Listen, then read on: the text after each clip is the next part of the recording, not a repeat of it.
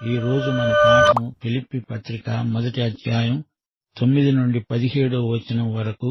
సావధానంగా వినండి.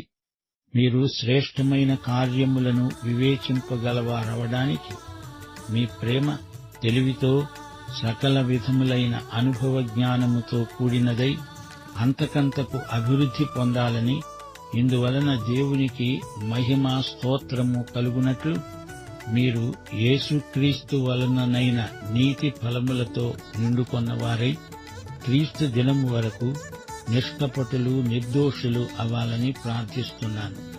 సహోదరులారా, నాకు సంభవించినవి సువార్త మరి ఎక్కువగా ప్రబలమవటానికే సమకూడి జరిగాయని మీరు తెలుసుకొనగోరుతున్నాను.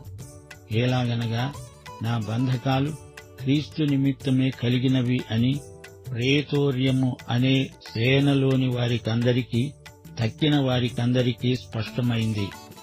సహోదరులైన వారిలో ఎక్కువ మంది నా బంధకముల మూలముగా ప్రభువునందు స్థిర విశ్వాసము గలవారై నిర్భయముగా దేవుని వాక్యము బోధించటానికి విశేష ధైర్యము తెచ్చుకున్నారు. కొందరు అసూయ చేత, కలహబుద్ధి చేత, మరికొందరు మంచి బుద్ధి చేత క్రీస్తును ప్రకటిస్తున్నారు. వారైతే నా బంధకములతో కూడా నాకు శ్రమను తోడు చేయాలని తలంచుకొని శుద్ధ మనస్సుతో కాక కక్షతో క్రీస్తును ప్రకటిస్తున్నారు. వీరైతే నేను సువార్త పక్షమున వాదించటానికి నియమింపబడి ఉన్నానని ఎరిగి ప్రేమతో ప్రకటిస్తున్నారు. గత పాఠంలో మనం నేర్చుకున్న సత్యం మరోసారి మననం చేసుకుందాము. మనలో ఈ సత్కార్యమును ఆరంభించినవాడు యేసుక్రీస్తు దినము వరకు దానిని కొనసాగిస్తాడని రూఢిగా నమ్ముతున్నాను. ఇప్పుడు మనం ఉన్న దినము క్రీస్తు రోజే. ఈ దినము అంతము వరకు ఆయన మనలో ఆరంభించిన ఈ సత్కార్యాన్ని ఆయనే కొనసాగిస్తాడు. మనం కొయినోనియా సహవాసం అనుభవిస్తున్నాము. ఈ కృపలో మనమందరము పాలివారిము. 1 సమూయేలు 25వ అధ్యాయం 29వ వచనంలో అబీగయీలు దావీదుతో అన్నది, ఏలిన వాడవైన నీ ప్రాణము నీ దేవుడైన యెహోవా వద్ద ఉన్న జీవపు మూటతో కట్టబడుతుంది. పౌలు కూడా అదే మాట అంటున్నాడు. సువార్త సహవాసంలో మనమంతా ఒకే మూటలో కట్టబడి ఉన్నాము. సువార్త ప్రకటనలో ఇది కొయినోనియా అనుభవం. క్రీస్తు యేసు యొక్క దయారసం. దయారసం అంటే అంతఃకరణ, పేగుల్లో నుంచి పెల్లుబికి వచ్చే అంతఃకరణ, సున్నితమైన ప్రేమ దయారసం. యేసులో నుండి వచ్చింది. ఈ ప్రేమ సంబంధం మానసికం కాదు, పేగుల్లో నుంచి వచ్చిన అంతఃకరణ. మీ ప్రేమ అభివృద్ధి చెందాలి, స్నేహితులను ప్రేమించాలి అన్నాడు యేసు.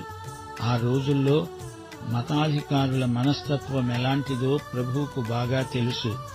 యోహాను సువార్త 8వ అధ్యాయం 44వ వచనం మతనాయకులను ఉద్దేశించి ప్రభువు అన్నమాట, మీరు మీ తండ్రి అయిన అపవాది సంబంధులు, మీ తండ్రి దురాశలు నెరవేర్చగోరుతున్నారు.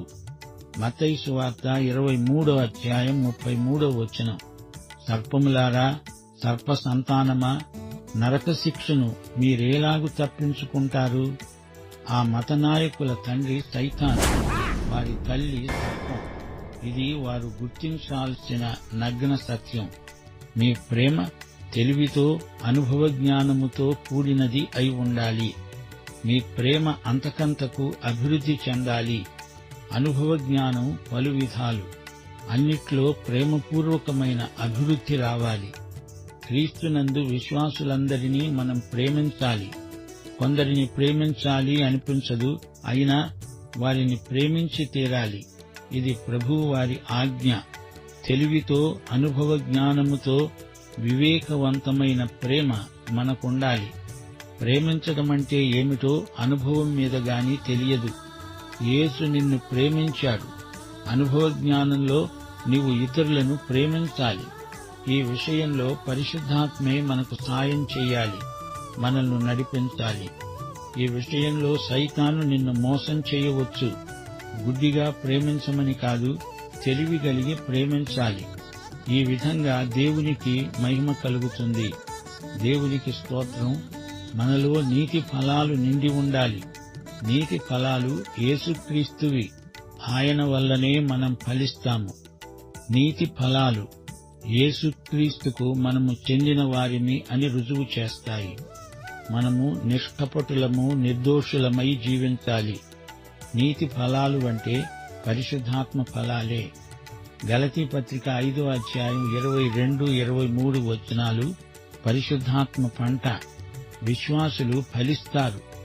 ఆత్మ ఫలమేమనగా ప్రేమ, ఇంకా ఈ ప్రేమతో కూడిన 8 ఫలాలు: సంతోషము, సమాధానము, దీర్ఘశాంతము, దయాళుత్వము, మంచితనము, విశ్వాసము, సాత్వికము, ఆశానిగ్రహము. శ్రేష్టమైన కార్యమును వివేచించగలిగిన వారే దేవుని చిత్తమును గుర్తించగలరు. క్రీస్తు దినము వరకు మనము నిష్కపటులము, నిర్దోషులము అయి ఉండాలి. యథార్థత, నిజాయితీ కలిగి బ్రతకాలి. తప్పులను కప్పిపుచ్చుకునే ప్రయత్నం చేయకూడదు. ఏదైనా వస్తువు పగిలిపోతే ఆ పగులును మైనంతో పూడ్చివేసి ఆ వస్తువును అమ్మితే దాన్ని కొన్నవానికి ఎంత నష్టం? ఎత్తకపు మాటలాడి అవతలి వ్యక్తిని వెన్నుపోటు పొడిచేవారున్నారు. మనం నిర్దోషులమై కల్లా కపటము లేకుండా బ్రతకాలి. ఎవరికీ అభ్యంతరం కలిగించకుండా ఉండాలి. అయితే పాపితో రాజీ పడమని కాదు, వాక్యాన్ని నమ్మకంగా ఉన్నది ఉన్నట్లు బోధించే వారి కోసమై మనమెంతో ప్రార్థించాలి. దైవ సేవకులు కావాలని ఎవరికీ అభ్యంతరం కలిగించరు. కాని దేవుని వాక్యం వారికి అభ్యంతరమైతే దానికి మనమేమీ చేయలేము. యేసుక్రీస్తు వస్తాడు. ఆయన రాకడ సమయంలో మనము నిష్కపటులమై కనిపించాలి. పౌలు చెరసాలలో ఉన్నాడని ఫిలిప్పి సంఘస్థులు విన్నప్పుడు ఒక దైవ సేవకుని ద్వారా వారు పౌలుకు కబురు పంపారు. ఆ దైవ సేవకుని పేరు ఎపఫ్రొదితు. వారు పంపిన ఉత్తరంలో పౌలు పట్ల ఎంతో సానుభూతిని వ్యక్తం చేశారు. సహోదరుడా పౌలు, నీవిప్పుడు చెరసాలలో ఎంతో బాధపడుతున్నావు. నీ గురించి మాకు ఎంతో చింత. ఈ చెరసాల నిర్బంధం నీ సువార్త సేవకు ఎంతో ఆటంకం, అంతరాయం. దానికి పౌలేమన్నాడు? అలా అనుకోకండి. సువార్త ఎన్నో చోట్ల ప్రకటించబడుతోంది. నాకు సంభవించినవి సువార్త ప్రకటనకు దోహదపడ్డాయి. సువార్త మరీ ప్రబలమైంది. ప్రేతోర్యమనే సేన ఉంది. వారు రాజుగారి కోటలో ఉంటారు. రాజభవనాన్ని ప్రేతోర్యము అంటారు. అపొస్తల కార్యములు 28వ అధ్యాయం 16వ వచనం. రోమాకు వచ్చినప్పుడు పౌలు తనకు కావలి ఉన్న సైనికులతో కూడా ప్రత్యేకంగా ఉండడానికి సెలవు పొందాడు. ప్రేతోర్యము సైనికుడి చేతికి పౌలును సంకెళ్లతో బంధించారు. ప్రేతోర్యములో ఉన్న వారిలో అనేక మంది కైసరు ఇంటివారే. ప్రేతోర్యము అనే మాటకు భయపడకండి. అదేమి ప్రేతము కాదు, భూతము కాదు. అపొస్తల కార్యములు 9వ అధ్యాయం 15వ వచనంలో ప్రభువు సాక్షాత్కరించి పౌలును గురించి అన్నాడు, నీవు వెళ్ళు, అన్యజనుల ఎదుట, రాజుల ఎదుట, ఇశ్రాయేలీయుల ఎదుట నా నామము భరించడానికి ఇతడు నేను ఏర్పరచుకున్న సాధనమై ఉన్నాడు. అంతవరకు పౌలు ఎవరికి సువార్త ప్రకటించాడు? రోమా ప్రభుత్వంలో సాధారణ ప్రజలకు, సంత వీధుల్లోని సామాన్య పౌరులకు సువార్త అందించాడు. ఇప్పుడు రాజగృహానికి చెందిన వారు తనతో ఉన్నారు. సంకెళ్లలో ఉండి కూడా వారికి పౌలు సువార్త ప్రకటించాడు. 4 గంటలకొకసారి సైనికుడు మారతాడు, మరొకడు వస్తాడు. పౌలును సైనికుణ్ణి కలిపి సంకెళ్లు వారిని బంధించినా సువార్తను ఎవరూ బంధించలేరు. పౌలు, ఫిలిప్పి సంఘస్థులు కూడా అలాగే ప్రేమ పాశాలతో ఒకే మూటగా కట్టబడి ఉన్నారు. ప్రేతోర్యమనే సేనా శిబిరంలో సైనికులందరికీ సువార్త ప్రకటించకుండా విడువలేదు. అన్ని రకాల ప్రజలకు దేవుడు పౌలు ద్వారా సువార్తను ఈ విధంగా అందించాడు. ఆ తరువాత ఒకసారి తెర్తుల్లు అనే వక్త అన్నాడు, రోమా ప్రభుత్వము కలవరపడుతోంది. చాలామంది క్రైస్తవులు ఉన్నతాధికారుల మధ్య ఉన్నారు. ఆ పిమ్మట ఉన్నత పదవులలో ఉన్న క్రైస్తవ విశ్వాసులు హతసాక్షులయ్యారు. చెరసాల నిర్బంధం సువార్త సేవను ఆపజాలదు. ఈ నిర్బంధం ద్వారా రాజకుటుంబానికి సువార్త ప్రకటించడానికి నాకు సాయం కలిగింది అని పౌలు మొట్టమొదటిసారిగా ఈ మాట చెప్పగలిగాడు.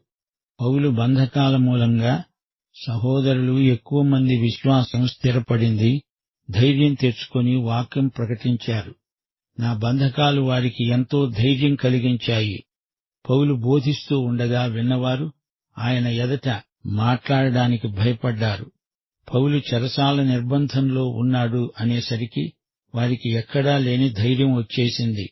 వందల కొలది యువకులు సందుల్లో గొంతుల్లో నిలవబడి వీధి ప్రసంగాలు చేయసాగారు. పౌలే గనక బయట ఉంటే వీరికి అంత ధైర్యం వచ్చేది కాదు. క్రీస్తునందున్న ఈ సహోదరులు ఇంత ధైర్యంగా సువార్త ప్రకటిస్తున్నారు అంటే నేను నిర్బంధంలో ఉండడమే దీనికి కారణం. పౌలు చెరసాలలో ఉండకపోతే మనకు ఈ పత్రికలు లభించి ఉండేవి కాదు.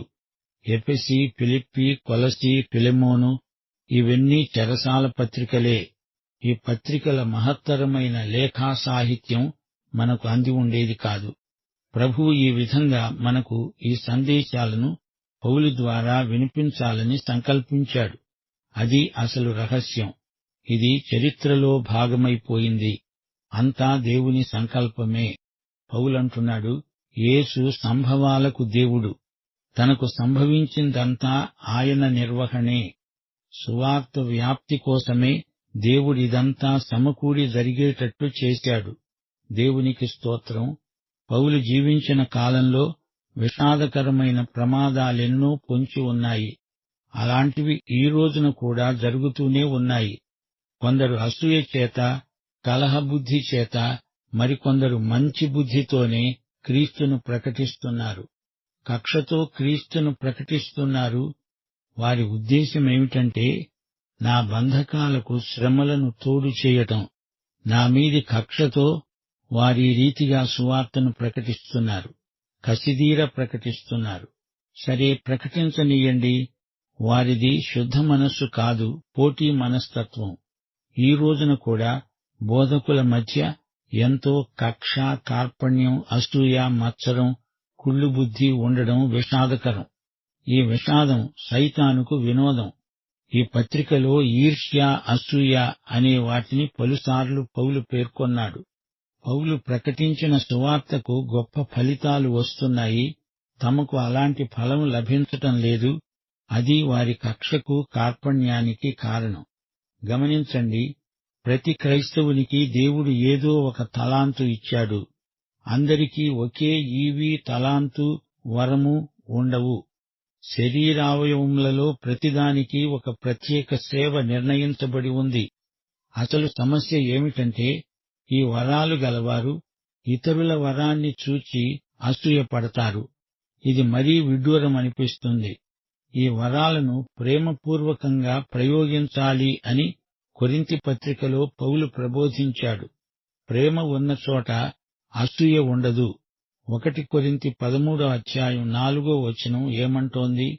ప్రేమ మత్సరపడదు, ప్రేమ డంబముగా ప్రవర్తించదు, అది ఉప్పొంగిపోదు. మత్సరం అంటోంది, నిన్ను నేను లక్ష్యపెట్టను. గర్వం అంటోంది, నేను ఎవర్నో, ఎంత గొప్పవాణ్ణో తెలుసుకో. మత్సరానికి, గర్వానికి ఉన్న వ్యత్యాసమిదే. విశ్వాసికి గర్వముండకూడదు, మత్సరం అసలే ఉండకూడదు. 1 కొరింథీ 4:7 పౌలు మరో సందర్భంలో అన్నాడు, నీకు ఆధిక్యము కలుగచేసిన వాడెవడు? నీకు కలిగిన వాటిలో పరుని వలన నీవు పొందనిది ఏది? పొంది ఉండి పొందనట్లు నీవు అతిశయించనేలా? కలహబుద్ధి మంచిది కాదు.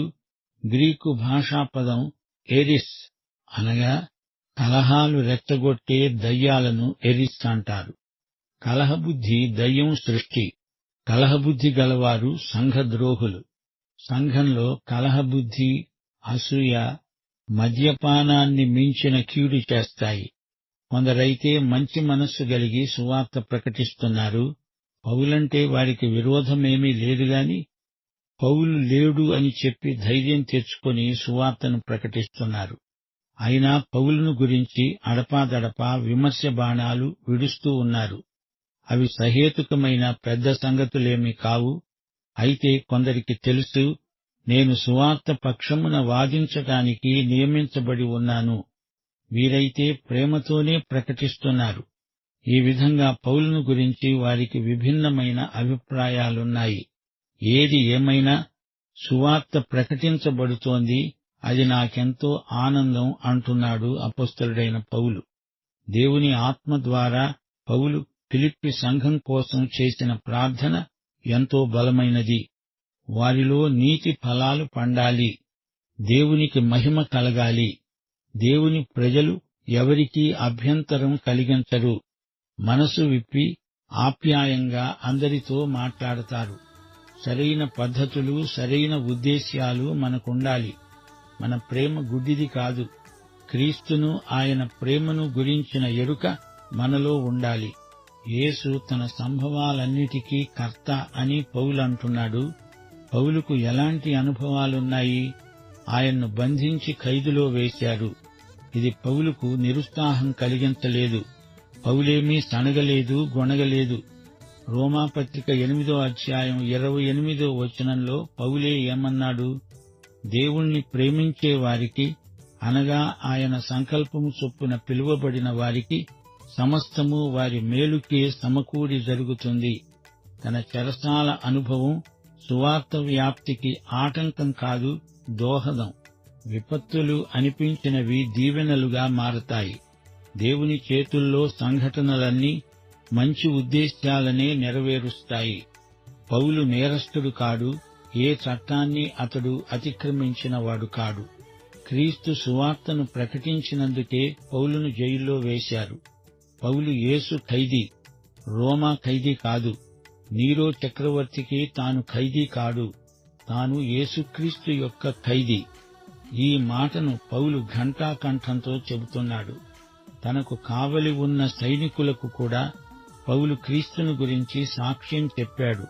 తనను బందీగా ఉంచిన అధికారులకు, సైనికులకు సువార్త ప్రకటించాలంటే ఎంతో ధైర్యం కావాలి. పౌలు ఆదర్శాన్ని చూచి వారికి ధైర్యం కలిగింది. ఇది కూడా సువార్త వ్యాప్తికి ఎంతగానో దోహదపడింది. ఆ కాలంలో సువార్త ప్రకటించిన వారంతా మంచి ఉద్దేశ్యంతో ప్రకటించిన వారు కారు. కొందరికి పౌలు అధికారం గిట్టదు. పౌలంటే అసూయ. పౌలుకు తమను తాము పోటీగా ఊహించుకున్నారు. వారి మనస్తత్వం, దృక్పథం అంతా స్వార్థమే. ఈ రోజుల్లో కూడా అలాగే ఉంది. కొందరు ప్రసంగికులున్నారు. వీరు ప్రఖ్యాతిని గడించే ప్రయత్నంలో ఉంటారు. గొప్ప పేరు తెచ్చుకోవాలని తాపత్రయపడతారు. ఇతర ప్రసంగికులను తక్కువ చేసి మాట్లాడతారు. చేతనైతే వారిని చిక్కుల్లో ఇరికించాలని చూస్తారు.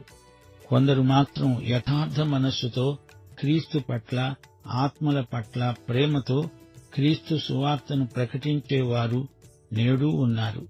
పౌలు తానెవరికీ పోటీ అనుకోలేదు. క్రీస్తును, ఆయన శుభవార్తను అందరికీ అందించడమే పౌలు ధ్యేయం. పౌలంటే ఇష్టం లేనివారు, తనకు కష్టాలు కలుగజేసిన వారు, వారి ఉద్దేశ్యాలు చెడ్డవైనా సరే వారు క్రీస్తును ప్రకటిస్తూ ఉంటే పౌలు ఆనందించాడు. తనకు కాదు, క్రీస్తుకే ఘనత కలగాలని అతని ఆశయం. ప్రసంగికులందరికీ ఇదొక గొప్ప పాఠం. క్రీస్తును గురించి, ఆయన సువార్తను గురించి సత్యాన్ని ప్రకటిస్తున్న వారి విషయం మాత్రమే పౌలు ప్రస్తావిస్తున్నాడు. అంటున్నాడు, నటనతోనో యథార్థంగానో అన్ని విధాలుగా క్రీస్తును ప్రకటించటం జరుగుతూ ఉంది. అందుకు నేను ఆనందిస్తున్నాను, ఇక ముందు కూడా ఆనందిస్తాను. శ్రోతలు గుర్తుంచుకోండి, 12 నుండి 18 వచనం వరకు పౌలు యొక్క స్థితిగతులు పేర్కొనబడ్డాయి. పౌలు రోమా ఖైదీ కాడు, తాను యేసుక్రీస్తు యొక్క ఖైదీ. క్రీస్తునందు ప్రేమ సంకెళ్లతో బంధింపబడి ఉన్నాడు. రోమాపత్రిక 8వ అధ్యాయం 28వ వచనం పౌలు యొక్క జీవితాదర్శం, దర్శనం. ఈ సత్యాన్ని పౌలు స్వయంగా జీవిస్తున్నాడు. సమస్తము నా మేలు కోసమే సమకూడి జరుగుతుంది అనే దృఢ విశ్వాసం పౌలుకుంది. ప్రియ సోదరుడా, సోదరి, పరిస్థితులు ప్రతికూలంగా ఉన్నప్పుడు రోమా పత్రిక 8వ అధ్యాయం 28వ వచనాన్ని స్మరించుకోండి. మనం ఏ విషయంలో సజీవులమో అదే మన జీవితమవుతుంది. యేసుక్రీస్తుకు సంబంధించిన విషయాలకు దేవుని బిడ్డలు సజీవులు. క్రీస్తే మనకు జీవం. సంఘంలో సమైక్యత ప్రవర్తిల్లాలని ఈ పత్రిక సందేశం. యేసుక్రీస్తు, యేసు సువార్త అనే అంశాలే ఈ పత్రిక నిండా ఉన్నాయి. మన సేవా సందేశం క్రీస్తే. ఇది 1వ అధ్యాయంలోని ప్రధానాంశం. ఇక 2వ అధ్యాయం యేసే మన మాదిరి. 3వ అధ్యాయం మన ఉద్దేశ్యం ఏది అనే అంశం. 4వ అధ్యాయం ఆనందించండి, మరల చెబుతాను ఆనందించండి. నెహెమ్యా 8వ అధ్యాయం 10వ వచనం, యెహోవాయందు ఆనందించడం వలన మీరు బలమొందుతారు. పౌలు యొక్క ఆనంద రహస్యమిదే. క్రీస్తుతో తనకున్న సంబంధం మీదనే అతని ఆనందం ఆధారపడి ఉన్నది. సర్వకాల సర్వావస్థల్లో క్రైస్తవులకు ఆనందమే ఆనందం. యేసు ఇప్పుడు సింహాసనాసీనుడు. మనమాయనను వ్యక్తిగతంగా సన్నిహితంగా ఎరుగుదుము. ఇదే మన ఆనందానికి కారణం. సోదరుడా, సోదరి, నీవు ఈ యేసుక్రీస్తును నీ స్వకీయ రక్షకుడుగా ఎరుగుదువా? ఆయన నీ ప్రభువా? ఆయన రక్తముతో నీవు కడుగబడ్డావా? అయితే ఈ పాఠమంతా నీకోసమే. ప్రభు అయిన యేసుక్రీస్తు వారి సత్కృప, తండ్రి అయిన దేవుని పరమ ప్రేమ, పరిశుద్ధాత్మ అన్యోన్య సహవాసము మనకు సదాకాలము తోడై ఉండునుగాక. ఆమేన్.